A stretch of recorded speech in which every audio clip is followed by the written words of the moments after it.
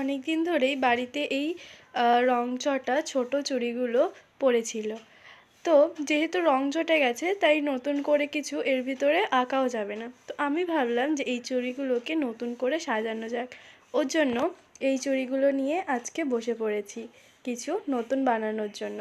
তো প্রথমেই আমি এখানে একটু মোটা ধরনের ব্যাঙ্গেল চাইছি বলে এখানে আমি দুটো চুড়ি জুড়ে দেন এখানে আমি আঠা দিয়ে জুড়ে নিয়েছি। আর এখানে আমি যে কোনো ধরনের সুতির কাপড় নিয়ে নিয়েছি। আমি লাল আর সাদার মধ্যে কালো ডিজাইন করা একটা কাপড় নিয়েছি। তোমরা যে কোনো ধরনের কাপড় নিতে পারো, যে কোনো ধরনের কাপড়ই কিন্তু এক্ষেত্রে সুন্দর লাগে।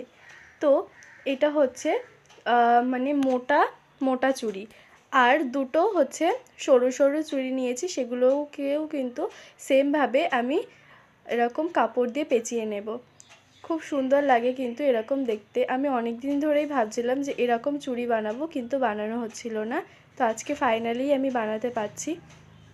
তো তোমরা কিন্তু অনেকেই ভিডিও দেখো কিন্তু সাবস্ক্রাইব করো না, প্লিজ আমার চ্যানেলটিকে সাবস্ক্রাইব করে আমার পাশে থেকো।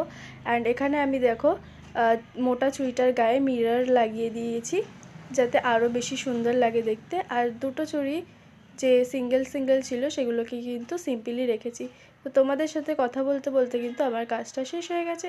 আজকের মতো এই পর্যন্ত, দেখা হবে অন্য কোনো ভিডিওতে।